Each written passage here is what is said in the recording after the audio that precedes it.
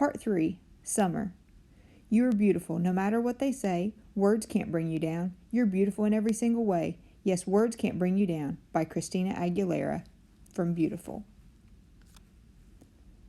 Chapter 48. Weird Kids.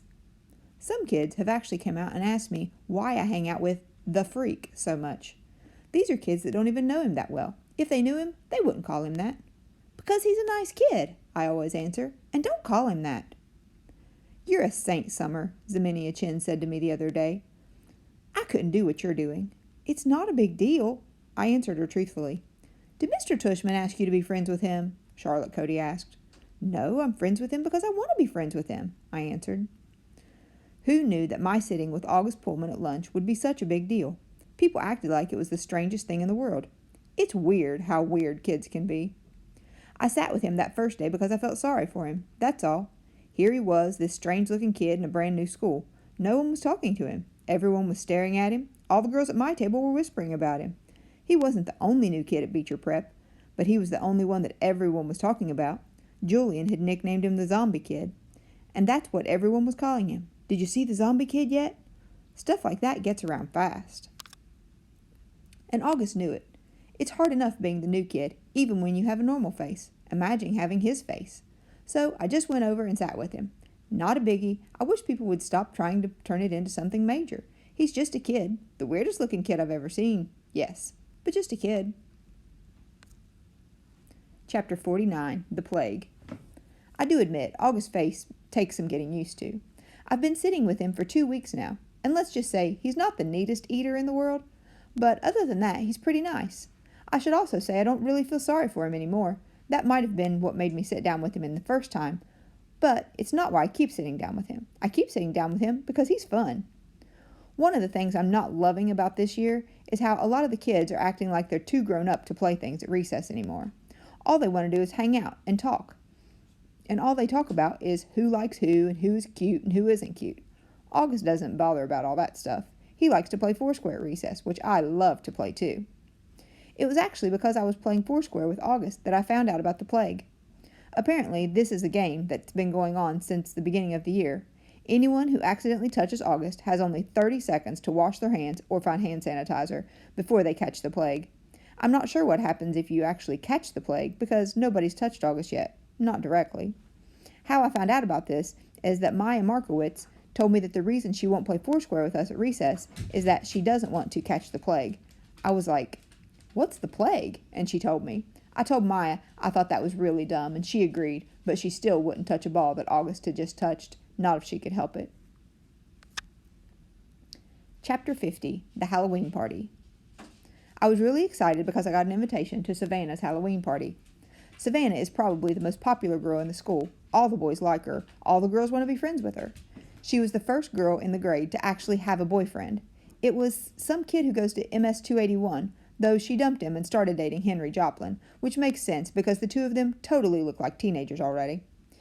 Anyway, even though I'm not in the popular group, I somehow got invited, which is very cool. When I told Savannah I got her invitation and I would be going to her party, she was really nice to me, though she made sure to tell me that she didn't invite a lot of people so that I shouldn't go around bragging to anyone that I got invited. Maya didn't get invited, for instance.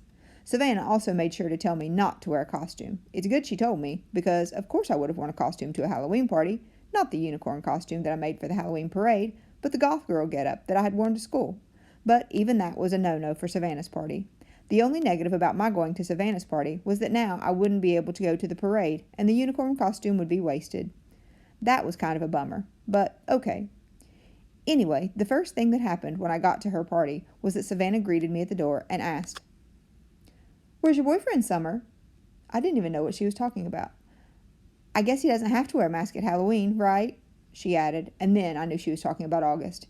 "He's not my boyfriend," I said. "I know, just kidding." She kissed my cheek. All the girls in her group kissed each other's cheeks now whenever they said hello. And she threw my jacket on a coat rack in her hallway. Then she took me by the hand down the stairs to her basement, which is where the party was. I didn't see parents anywhere. There were about 15 kids there. All of them were from either kids from Savannah's group or Julian's group. I guess they've all kind of merged into one big super group of popular kids. Now that some of them have started dating each other. I didn't even know that there were so many couples. I mean, I knew about Savannah and Henry, But Zenobia and Miles? And Ellie and Amos? Ellie's practically as flat as I am. Anyway, about 5 minutes after I got there, Henry and Savannah were standing next to me, literally hovering over me. So, we want to know why you hang out with the zombie kid so much, said Henry. He's not a zombie, I laughed, like they were making a joke. I was smiling, but I didn't feel like smiling.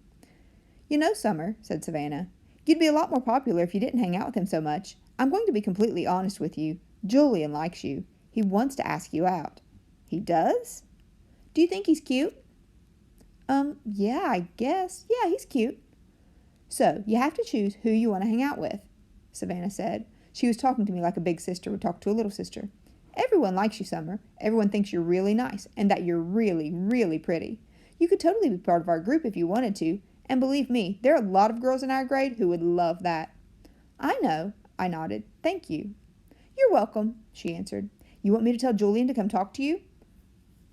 I looked over to where she was pointing and could see Julian looking over at us. Actually, I need to go to the bathroom. Where is that? I went to where she pointed, sat down on the side of the bathtub, and called my mom and asked her to come pick me up. Is everything okay? Said Mom. Yeah, I just don't want to stay, I said. Mom didn't ask any more questions, and she said she'd be there in 10 minutes. Don't ring the bell, I told her. Just call me when you're outside. I hung out in the bathroom until my mom called, and then I snuck up the stairs without anyone seeing me, got my jacket, and went outside. It was only 9:30. The Halloween parade was in full swing down Amesfort Avenue. Huge crowds everywhere. Everyone was in costume. Skeletons, pirates, princesses, vampires, superheroes, but not one unicorn. Chapter 51, November. The next day at school, I told Savannah I had eaten some really bad Halloween candy and gotten sick, which is why I went home early from her party, and she believed me. There was actually a stomach bug going around, so it was a good lie. I also told her that I had a crush on someone else that wasn't Julian, so she would leave me alone about that and hopefully spread the word to Julian that I wasn't interested. She, of course, wanted to know who I had a crush on, and I told her it was a secret. August was absent the day after Halloween, and when he came back, I could tell something was up with him.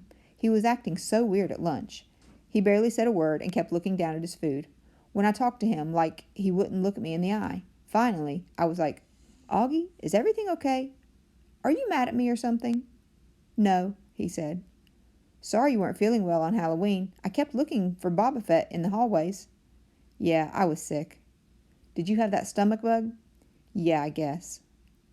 He opened a book and started to read, which was kind of rude. I'm so excited about the Egyptian Museum project, I said. Aren't you?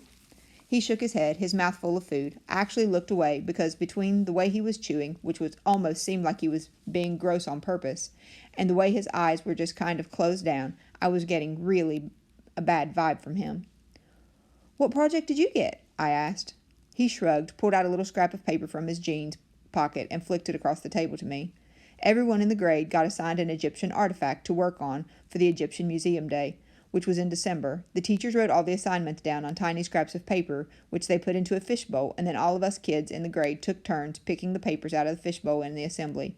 So I folded Augie's little slip of paper. Oh, cool, I said, maybe a little overexcited because I was trying to get him psyched up. You got the step pyramid of Saqqara. I know, he said. I got Anubis, the god of the afterlife. The one with the big dog head? It's actually a jackal head, I corrected him. Hey, you want to start working on our projects together after school? You could come over to my house. He put his sandwich down and leaned back in his chair. I can't even describe the look he was giving me. You know, Summer, he said, you don't have to do this. What are you talking about? You don't have to be friends with me. I know Mr. Tushman talked to you. I have no idea what you're talking about. You don't have to pretend, is all I'm saying. I know Mr. Tushman talked to some of the kids before school and told them that they had to be friends with me. He did not talk to me, August. Yeah, he did. No, he did not. Yeah, he did. No, he didn't. I swear on my life. I put my hands up in the air so he could see I wasn't crossing my fingers. He immediately looked down at my feet, so I shook off my Uggs so he could see my toes weren't crossed. You're wearing tights, he said accusingly. You can see my toes are flat, I yelled. Okay, you don't have to scream. I don't like being accused of things, okay? Okay, I'm sorry. You should be. He really didn't talk to you? Augie! Okay, I'm really sorry.